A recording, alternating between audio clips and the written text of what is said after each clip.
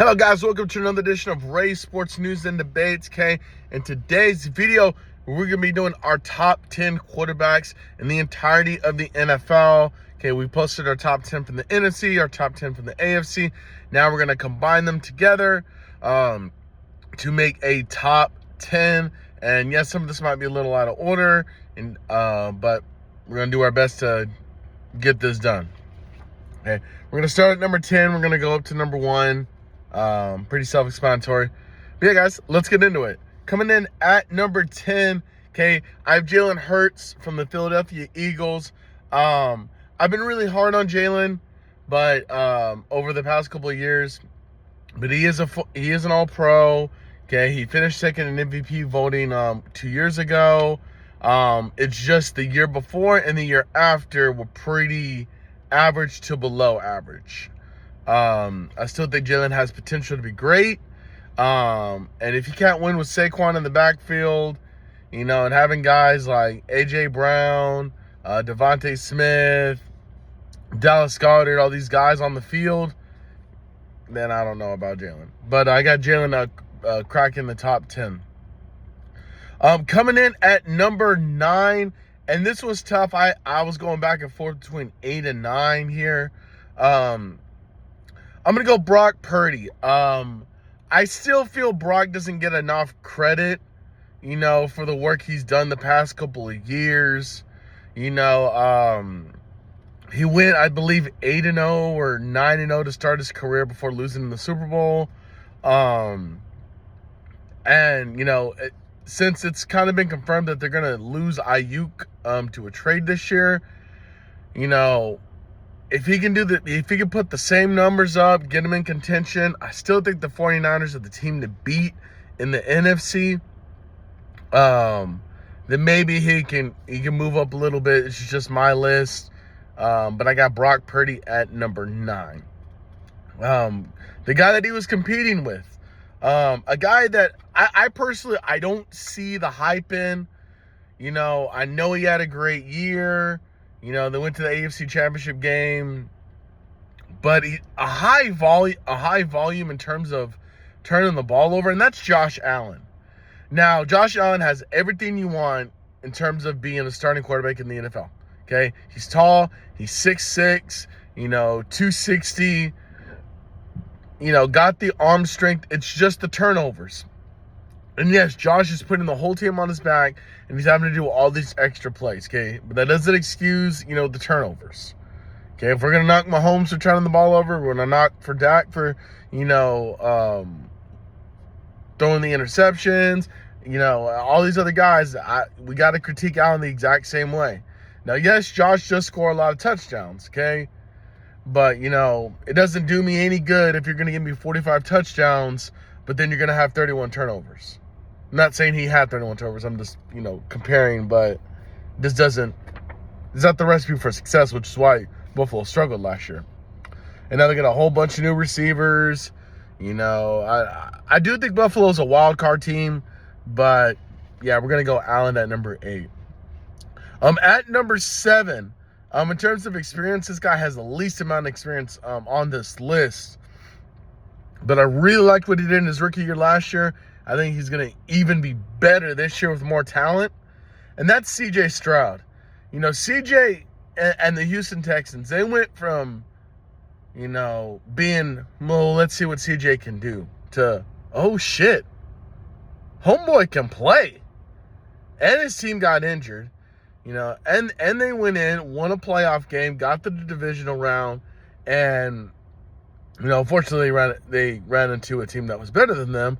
But CJ blew away his expectations in his rookie season. The Texans blew their expectations away from last season. Everybody was saying, like, okay, they're going to be a, maybe 6-10 team. You got to see what, CJ, can produce. But that was with lesser talent. He's bringing that same talent back, in Nico Collins, Noah Brown, and then now you're going to add Stephon Diggs. You're going to add Joe Mixon in the backfield. I mean, the sky's the limit for the Texans this year. I really feel it's going to be the Texans and the Chiefs in the AFC Championship game.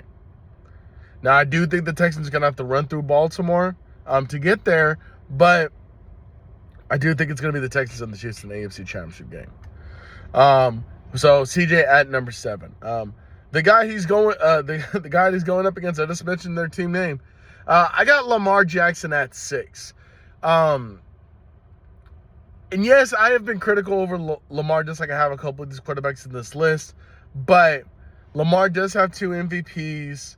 Okay, that does kind of put him in a special class among everyone almost in this list. But I still think he needs to, get better as a passer. No, he's taking steps. I will give him credit. He's gotten better as a passer. Okay?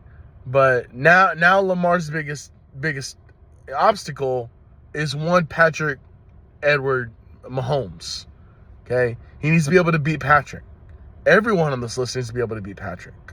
Okay? And the only person that's proven they can beat Mahomes on a consistent basis is no longer playing in the NFL, and that was Tom Brady. Beat him twice.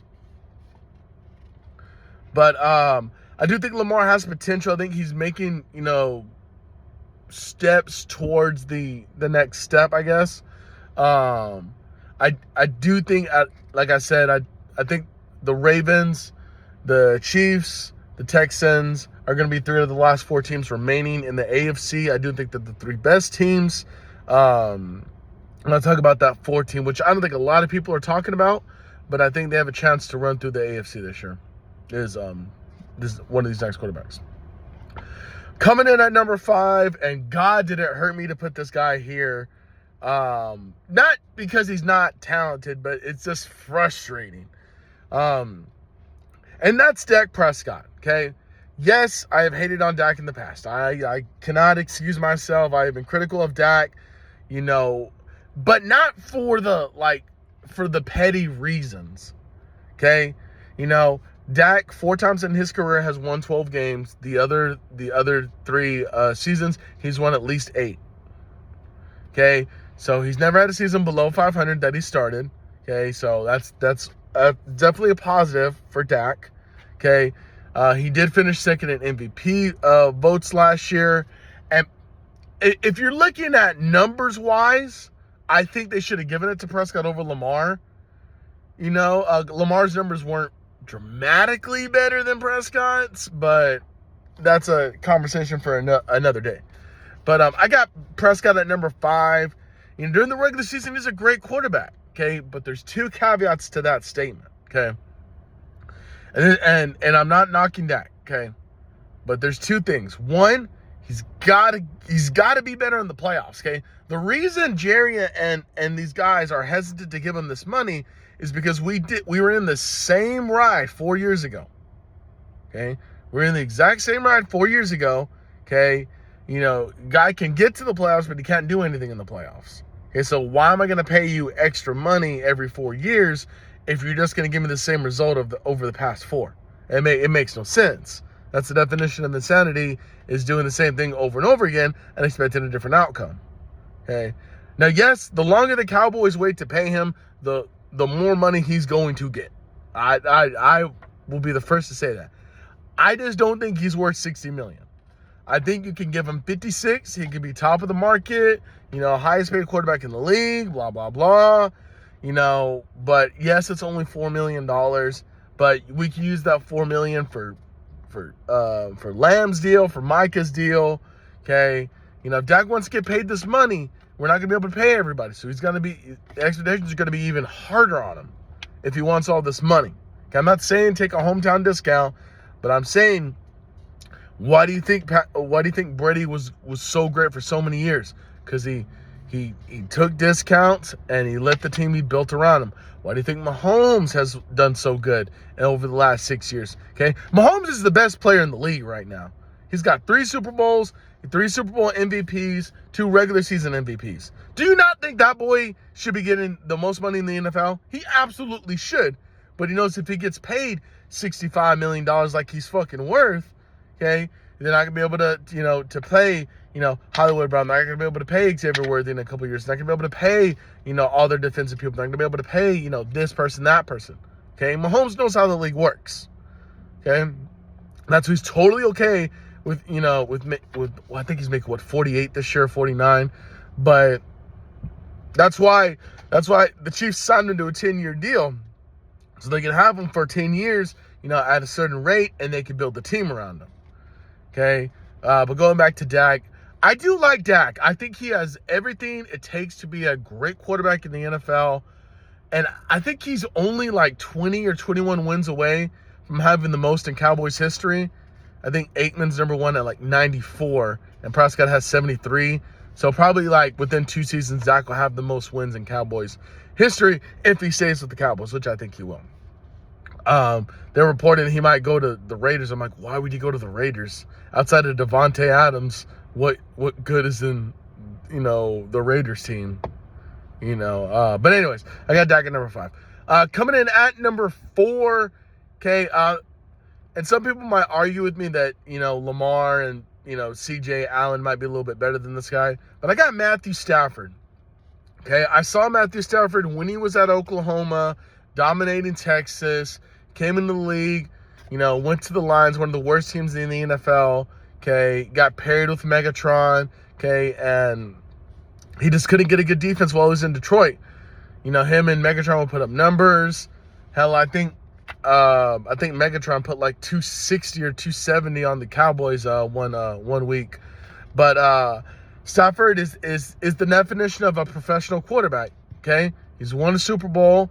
Okay, he the last time he went to the postseason, okay, it was with a rookie, and Cooper Kupp was kind of banged up. I like the Rams' chances this year. I think they're the best team to challenge the 49ers for that division this year. I do think it's going to be a lot closer than what people think, especially if the 49ers trade Ayuk like I think they're going to. But I like Stafford, okay? He's got the accuracy, he's got the arm strength, he's got the veteran presence, okay? He's been to the playoffs multiple times, okay? And now he has a Super Bowl to kind of get the chip off his shoulder a little bit, okay? I do think Cooper Kupp will be better in terms of injury and and production this year. I do like I can't ever pronounce his name right, but Nakua. I think him and Cooper Kupp are going to be the best wide receiver duo in the league this year, and it might not even be close. But I like Stafford. Like I said, he's got that virtue presence. He's got that leadership role. But I just think he's a top 4 quarterback in my opinion. I definitely think he's better than Dak for sure. Coming in at number 3, okay, and actually my prediction to come out of the AFC is Joe Burrow. I think, Joe Burrow in the one season he was fully healthy. He brought the worst line in the NFL to the Super Bowl, okay, and if his line gave him anything, they were going to beat Mahomes, or not Mahomes. They were going to beat the Rams in that Super Bowl. But he still's got Jamar Chase. Okay, they lost Joe Mixon this year, which I think is going to be a blow.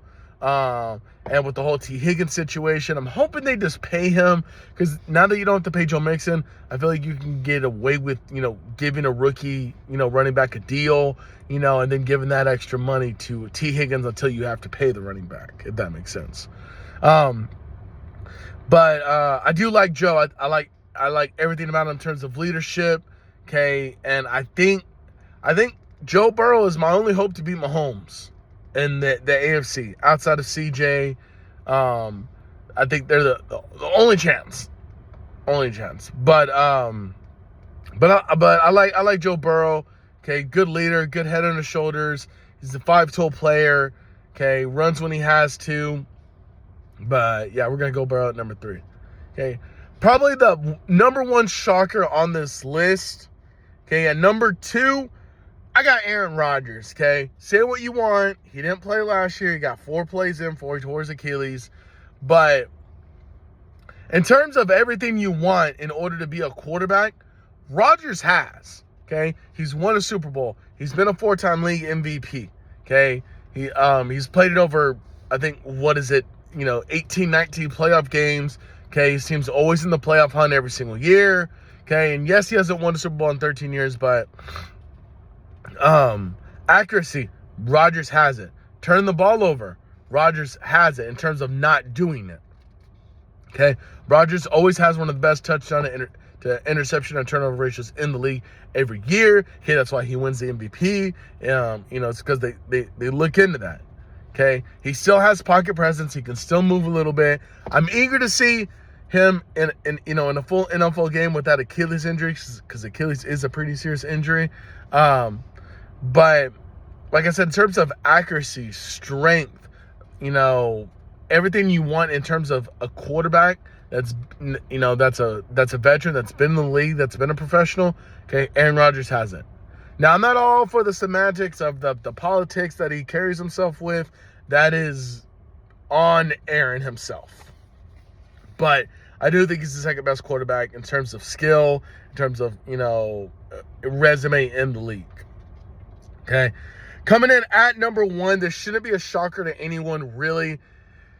It's Patrick Edward Mahomes Jr.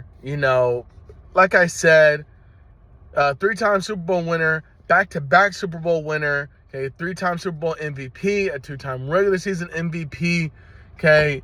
He's been the best player in the AFC for the last 7 years, okay. Even the 1 year he lost to Burrow, kind of was a fluke. He's been to 4 Super Bowls, okay.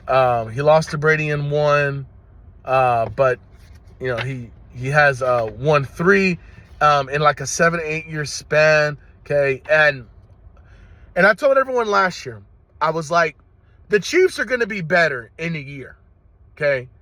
But if you don't beat Mahomes now, when his team led the league in drops, okay, their running game was one of the worst in the league, okay? Yes, they had a top 3 defense, okay, but in terms of offense, people running wrong routes, dropping the ball, okay? I like Pachinko. Pachinko was pretty, up and down the whole year. But Patrick, despite all that, ran through the AFC, went to the Super Bowl, came back and beat the San Francisco 49ers, who arguably had the best defense in all of football last year. Beat the best defense and won Super Bowl. Okay?